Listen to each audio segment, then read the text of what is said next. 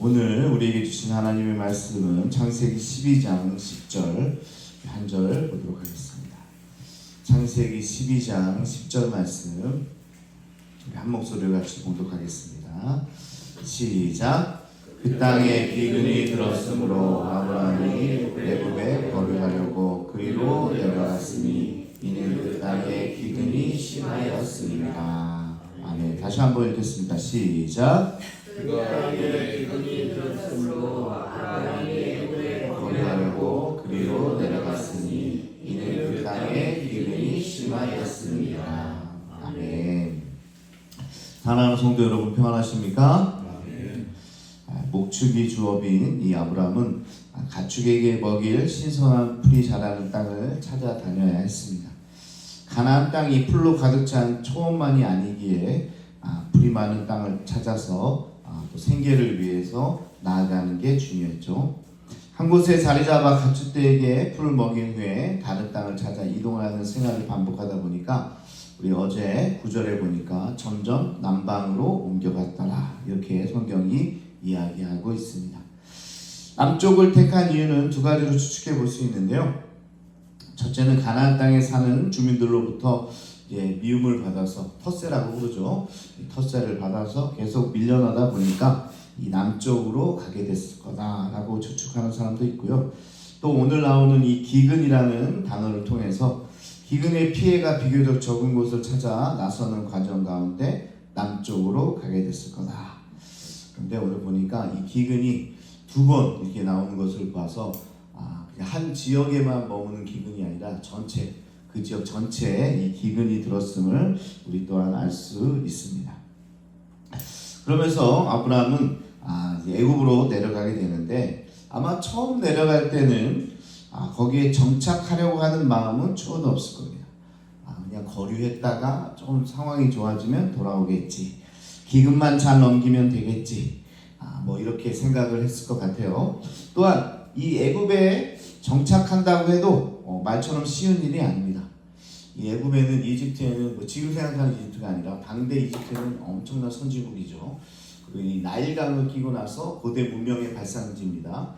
그리고 거기에는 예전부터 거대한 어떻게 나라가 거기에 있었던 겁니다. 왕이 대단한 왕들 파라오의 왕들이 계속 있었기 때문에 올해 기득권 세력이 지배하는 그런 국가였기 때문에 이방인이 자리 잡기는 여간 어려웠을 겁니다. 하여튼 아브라함은 기근을 벗어나기 위해서 내려가게 되는 거죠. 근데요, 안타깝게도 아브라함이 생각한 대로 일이 풀리지 않았습니다. 거기서 뭔가 이제 다 좀 좋게 있다가 돌아온다는 그런 계획은 수포로 돌아가게 되는 거죠. 자, 이 부분을 우리가 신앙적으로 생각해 보면 어떨까요? 신앙적으로 기근이 찾아왔을 때, 신앙적으로 문제가 찾아왔을 때, 이 어려움이 찾아왔을 때, 자, 기근이 찾아왔을 때 먹을 것을 찾아 내려가는 게 맞을까요? 아브라함은 식솔이 걱정되었는지 모르겠지만 어찌됐든 인간적인 방법으로 이를 해결해 가려고 했다는 겁니다. 자, 기근이 찾아오니까 그 전에는 괜찮았는데 신앙이 그래요. 신앙이 좋을 때는 좋아요. 신앙이 좋은지 나쁜지는 그 사람이 잘 나갈 때는 안 보입니다. 문제는 어디서 보여요? 문제가 찾아올 때, 어려움이 찾아올 때 그분이 어떻게 신앙생활을 하느냐, 거기에 그 사람의 신앙을 엿볼 수 있는 거죠. 지금까지 봐왔던 아브라함의 모습과는 사뭇 다릅니다. 그 시작은 기근이라는 시련이 찾아올 때라는 겁니다. 그리고 앞으로의 아브라함의 모습은 믿음의 사람이라는 모습은 간대없고 실패자의 모습만 남게 되는 거죠.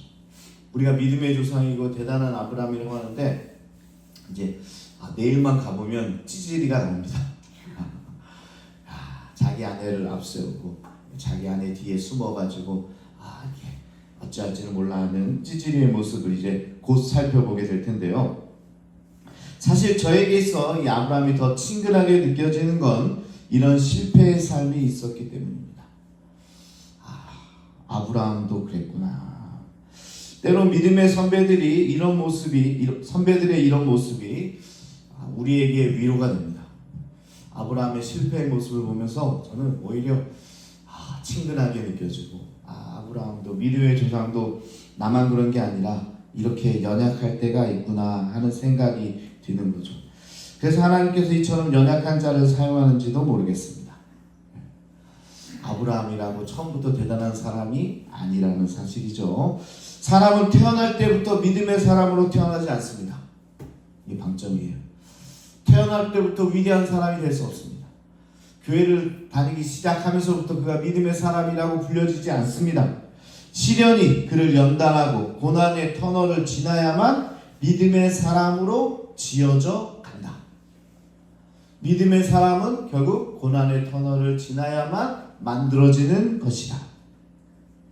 저도 여러 차례 미국에서 신앙이 많이 자랐다고 얘기했는데요. 미국에 한 12년 살면서 한 10번 이상 이사를 다녔던 것 같아요. 이사할 때 되면 믿음이 커집니다. 어디로 가야 되나, 그리고 어떻게 옮겨야 되나, 또 지역을 옮길 때도 있었어요. 뉴욕에서 1200마일 떠난 이 마이애미로 옮긴다고 생각해 보십시오. 여기서 부산을 한 3-4번 왕복하는 거리입니다. 거기로 미지의 세계로 이사한다고 생각해 보세요. 믿음이 자랄 수밖에 없지 않겠습니까? 거기에 누구 아는 사람도 없는 곳으로 그냥 가는 겁니다. 그러다 보니까 믿음이 거기서 생기는 거죠. 그러니까 제가 보니까 이사할 때마다 믿음이 생기더라고요. 어떤 날은 정말 이사를 가야 되는데 갈 데가 없어요. 다른 사람을 오늘 들어온다는데 우리 집에 왜 갈 데가 없는 거예요. 근데 아침 8시에 전화가 오는 거죠. 우리 한 교회 집사님한테. 드디어 찾았습니다. 목사님 이사 갈 곳을 찾았습니다. 빈집을 찾았어요. 이런 일들은 몇 번 겪다 보니까 믿음이 자라지 않겠습니까? 오늘 그 얘기를 다 하려면 밤을 새야 되니까 오늘 하루 종일 얘기해도 다 못하니까 1절 하고, 자, 오늘의 아브라함도 아직은 아브라함이 아닙니다. 오늘의 아브라함은 아브라함이 아니라는 거예요. 하나님의 약속을 따라 여기까지는 왔지만 시련이라는 터널을 지나지 않았기 때문에 그의 인생은 아직 공사 중입니다. 공사 중. 언젠가 결혼식장에 가니까 주례하는 분이요, 공사 중 낱말을 피켓을 신랑 신부한테 주더라고요. 당신들의 삶은 이제 공사 중입니다. 이게 무슨 말이에요? 아직 만들어지지 않고 다 되지 않았으니까 티격태격 싸울 수 있다는 거예요. 그때 뭐라고요? 뭐 잘못한 게 있으면 다 버리라는 거예요. 저는 아직 공사 중입니다. 아직 사람이 된 게 아닙니다. 아직 부족합니다. 이 실체를 아는 게 굉장히 중요합니다. 우리 신앙생활도 마찬가지예요. 여기는 목사라고 또 장로라고 권사라고 앉아있지만 여전히 저도 공사 중입니다. 공사 중. 저 얘기했어요. 아직 믿음의 사람으로 가는 과정 가운데 있는 사람이에요. 저 역시 그렇습니다. 공사 중이에요. 그런데 때로는 시련을 만나고 고난을 만나고 그럴 때마다 더욱 단단해진다는 사실입니다. 믿음의 사람은 하루아침에 되는 게 아니라 만들어진다. 믿음의 사람이 된다는 건 시련 없이 그저 생기는 게 아니라 인내로 극복할 때 하나씩 하나씩 만들어진다. 혹 시련의 한복판에 계신 분이 계십니까? 그렇다면 하나님께 감사의 예배를 드리시기 바랍니다. 하나님께서 여러분을 믿음의 사람으로 만드시기 위해 지금도 연단하고 계신다. 지금도 여러분을 훈련하고 다듬고 하나님께서 지금 연단하고 계신다는 사실을 깨닫기를 원합니다. 자, 오늘 말씀의 핵심 키워드는 바로 기근입니다. 그런데 그 땅이 어디입니까? 지금 어디에 지금 기근이 들었어요? 보통 땅인가요? 아니잖아요. 하나님께서 약속하신 축복의 땅에 기근이 든 겁니다. 여기만 가면 이제 축복의 땅이고, 여기만 가면 너는 정말 이제 은혜로운 삶을 살게 될 거야. 그리고 보냈잖아요. 그런데 거기 가보니까 뭐가 있어요? 기근이 있는 거예요. 현실은 비가 오지 않고 땅이 쩍쩍 갈라져 있습니다. 심각한 기근으로 아브라함은 축복의 땅을 떠나 애굽으로 갈 고민을 지금 하고 있는 겁니다. 왔는데 여기가 아닌가 봐. 이 산이 아닌가 봐. 축복의 산이 아닌가 봐. 다른 데인가? 이렇게 고민하고 있는 거죠. 자, 아브라함의 입장에서 다시 한번 생각해 봅시다. 젖과 꿀이 흐르는 땅이 아니라 자신이 살던 데보다 더 형편이 없습니다. 차라리 우르가 날걸, 차라리 하란이 날걸, 왜 여기에 왔을까? 단순한 실망을 넘어서 하나님에 대한 신뢰가 흔들릴 수 있습니다. 내가 믿는 하나님이 정말 하나님이신가?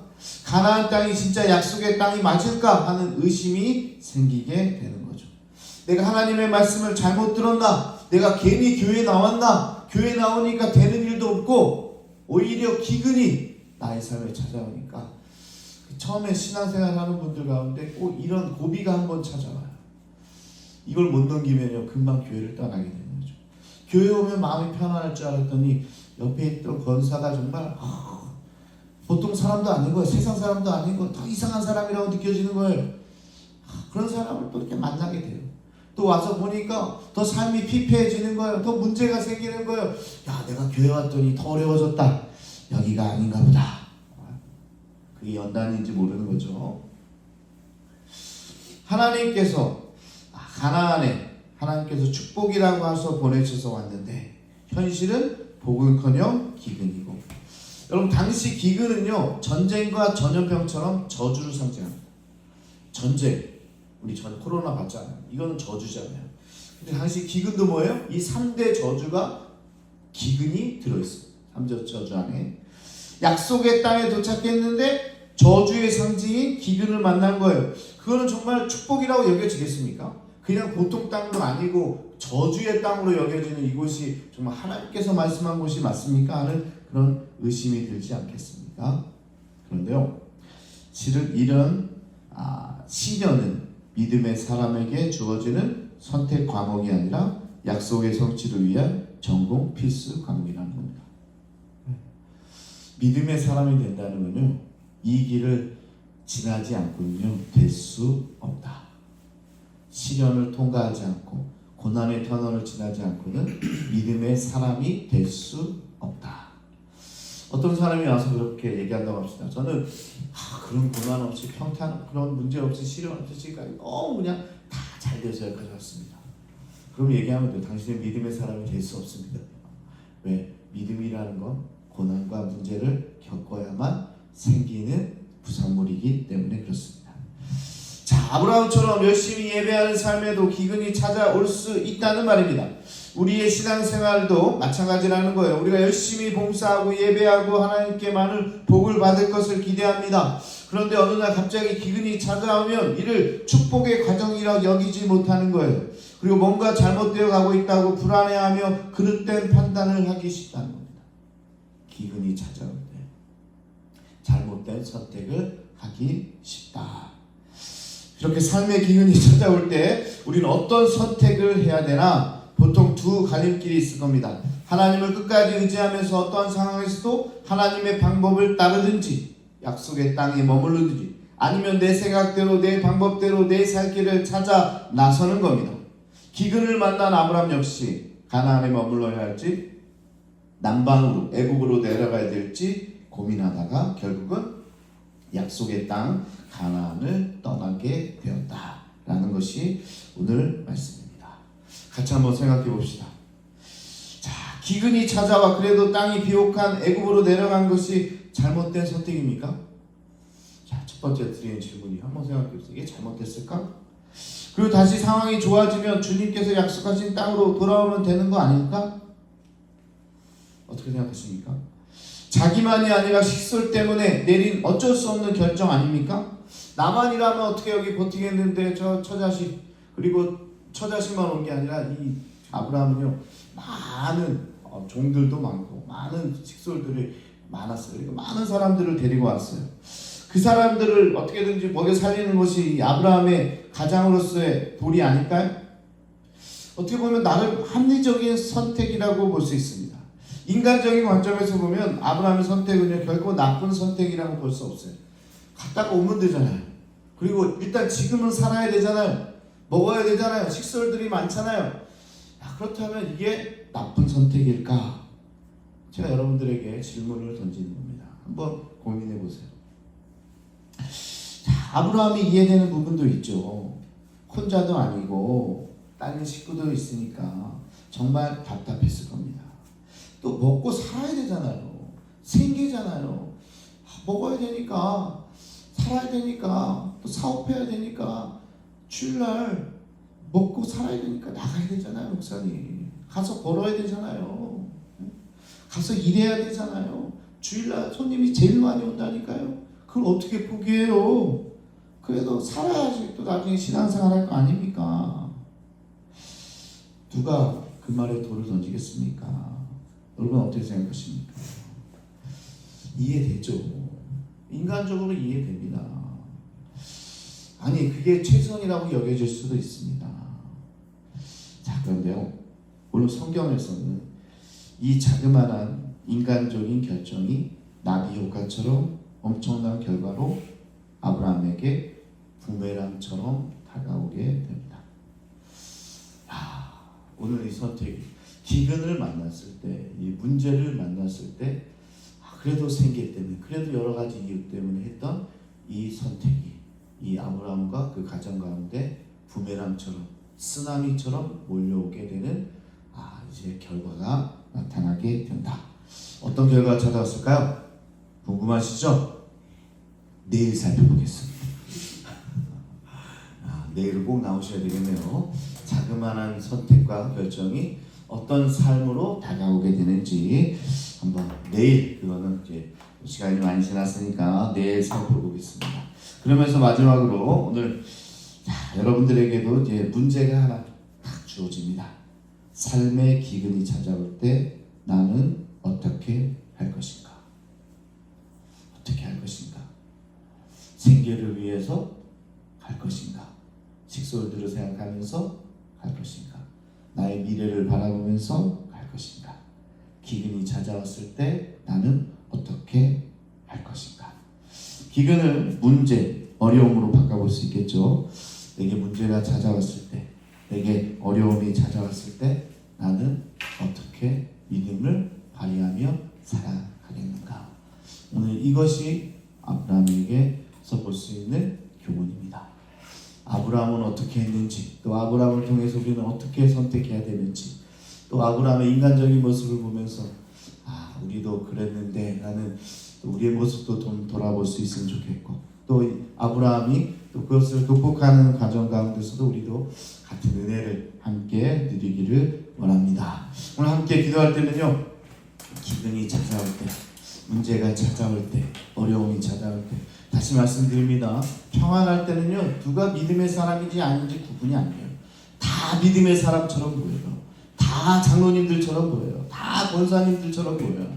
근데 문제가 찾아올 때, 기근이 찾아올 때, 어려움이 찾아올 때, 삶에 굴곡이 있을 때 어떻게 살아가느냐, 어떻게 선택하느냐, 어떻게 믿음 생활하느냐, 여기에 달려 있다는 겁니다. 그리고 성경은 그 믿음의 과정을 통과해야만, 그 고난의 터널을 지나야만 믿음의 사람으로 만들어진다. 그냥 믿음의 사람이 아니라, 그냥 신앙인이 아니라 이런 어려움을 지나는 과정을 통해서 단련되고 순도 100%의 신앙인이 될 것이다. 오늘 그것을 성경이 우리에게 알려주고 있습니다. 우리 같이 기도하면서 나는 어떤 모습인가? 나는 어려움 가운데 어떤 선택들을 해왔는가? 또한 어떤 선택을 해야 되는가? 나는 어떻게 살아가야 되는가? 내 삶 가운데 예수 믿고 구원받았는데 평탄한 삶이 아니라 때로는 어려움이 찾아올 텐데, 때로는 기근이 찾아올 텐데, 때로는 축복의 땅인 이곳에서 기근이라는 것을 만나게 될 텐데 나는 어떤 결정을 내려야 되는가? 오늘 깊이 생각해보면서 오늘 결단하며 나가기 원합니다. 이 시간 우리 주여 한번 부르시고 통성으로 함께 기도하겠습니다. 주여